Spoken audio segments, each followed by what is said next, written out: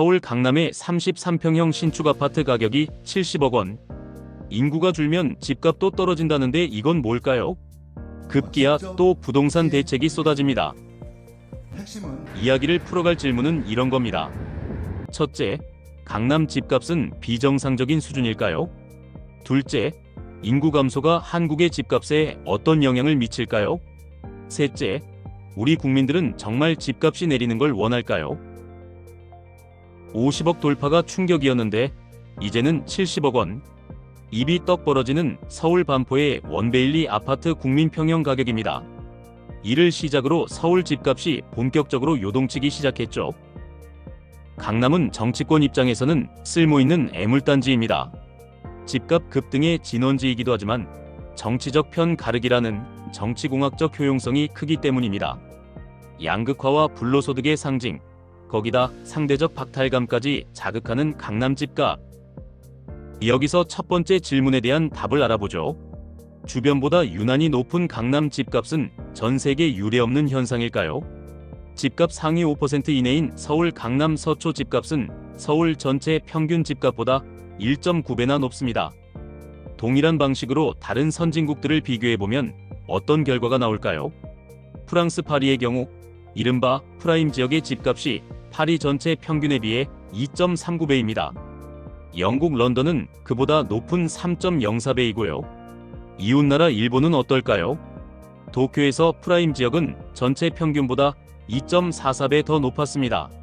선진국은 아니지만 중국 상하이의 경우에도 2.5배에 이릅니다. 이걸 보면 서울 강남권의 집값이 터무니없다고 말하긴 어렵습니다. 오히려 주변과의 격차가 가장 적습니다. 우리보다 앞서간 나라 혹은 따라오는 나라 모두 우리보다 격차가 더 크다는 것은 뭘 의미할까요? 그것은 앞으로 집값 양극화가 더 심해질 수 있다는 사실입니다. 서울 전체 평균값 말고 강남 아파트를 비강남 아파트와 직접 비교해보면 그 격차가 확연히 드러납니다. 경실련이 분석한 이 표를 보면 그 간극이 점점 더 벌어지고 있죠. 우리 부동산 세제가 다주택 보유를 억제하면서 똘똘한 한 채에 수요가 몰리는 것도 양극화를 부추길 겁니다. 일본도 비슷한 모습인데요. 도쿄 도심 맨션의 집값이 최근 몇 년 새 급등하고 있습니다. 2025년 1월에는 치요다구와 미나토구의 중소형 맨션 평균 가격이 처음으로 2억 엔을 돌파했습니다. 도쿄 전체의 현상이 아니라 치요다구, 주오구, 미나토구, 시부야구, 신주쿠구 등 핵심 지역의 이야기입니다. 결론적으로 부동산 양극화는 전 세계적인 현상으로 봐야겠네요. 그러면 이제 인구 감소와 집값 이야기로 넘어가 볼까요? 이번에도 우리보다 앞서 인구 감소가 진행 중인 일본을 예로 들어보겠습니다. 앞서 언급한 치요다구와 미나토구를 포함한 도쿄 도심 23구의 신축 맨션 평균 분양가는 최근 1억 4천만 엔 정도입니다. 이는 거품 경제 시기였던 1991년의 최고가 9,700만 엔을 훌쩍 넘어선 수준입니다. 일본의 물가 상승률이 워낙 낮은 데다 가끔 디플레이션까지 겪고 있음을 감안할 때 이는 엄청난 상승폭입니다. 인구가 감소하지만 핵심 지역 집값이 오르는 건 유럽도 마찬가지입니다. 유럽 대도시 핵심 지역은 물가를 감안한 실질 주택 가격이 400년 동안 계속 올랐다는 전문가 의견도 있습니다. 반면에 전국적으론 인구 감소는 필연적으로 집값 하락을 불러옵니다.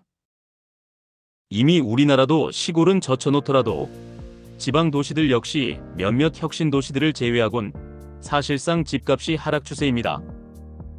우리보다 앞서간 일본이나 유럽 사례를 보면 인구 감소에 따른 집값 하락은 인구 2~30만 이하 중소도시부터 두드러지게 나타난다고 합니다. 2020년대 초반 전국적인 상승세에도 목포의 집값이 오히려 하락하거나 정체된 것도 그런 이유로 보입니다. 대도시 역시도 피해갈 수는 없지만 그 추세가 더딥니다. 지방 청년 인구가 계속 수도권 대도시에 유입되기 때문이죠. 또 현재 300만 명에 육박하는 외국인이 주로 대도시에서 집을 구하고 있습니다. 그리고 혼자 사는 1인 가구가 늘어나는 상황도 수도권과 서울의 집값을 지탱해줍니다. 정리해본다면 전국적으론 집값 하락이 불가피하다는 것, 인구 2~30만 안팎의 중소도시의 하락세가 가파를 거라는 것, 그럼에도 대도시 최상급지 집값은 지속적으로 오를 거라는 것, 그에 따라 부동산 양극화가 심화될 거라는 결론을 낼 수가 있겠네요. 자, 이제 마지막 질문에 답할 차례입니다.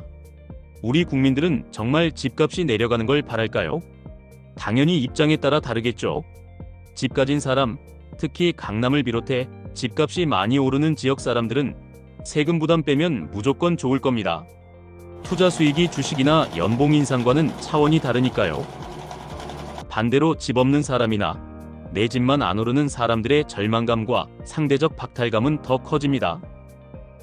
여기서 냉정히 따져봐야 할 게 있습니다. 집값 폭등은 가계부채가 늘고 국가 전체의 생산성이 떨어지는 등 부작용이 크지만, 하락하는 것은 또 다른 문제를 야기합니다. 가계와 금융 부실로 이어지고 자산 가치 하락으로 소비와 투자가 줄어 경제 전반에 침체를 가져옵니다. 결론적으로 물가 상승률 안팎의 상승이 가장 바람직합니다. 그러면 인플레이션으로부터 실질 가치를 유지할 수 있게 되죠. 게다가 자산 가치가 올랐다는 생각은 자연스레 소비 심리를 자극해 내수 활성화에 도움을 줍니다. 이렇듯 자연스레 올라주면 좋은데 왜 한국 집값은 계단식으로 폭등할까요? 부동산 정책은 왜 일관성이 없을까요? 그건 우리 정치가 부동산을 경제제가 아닌 정치제로 여기고, 이념에 따라 정책을 오락가락하면서 만성적으로 수요와 공급의 불일치가 생겼기 때문입니다. 모자란다고 금방 공급할 수 없는 부동산의 특성도 정치적 계산에 들어갑니다. 공급에 최소 4-5년이 걸리는데 현 정권이 잘해놔도 그 과실은 다음 정권이 따먹게 되다 보니 남 좋은 일 시키기가 싫은 겁니다. 그러다 보니 부동산 정책은 자연스레 공급보단 규제 위주로 정해지는 관성이 생겼습니다. 자산에서 부동산 비중이 낮아지지 않는 한 한국의 부동산은 앞으로도 큰 갈등의 재료가 될 수밖에 없을 것 같습니다. 점점 심해질 수밖에 없는 부동산 양극화 속에서 우리는 어떤 선택을 해야 할까요? 좋은 의견 댓글에 남겨주시면 제작에 참고하겠습니다. 감사합니다.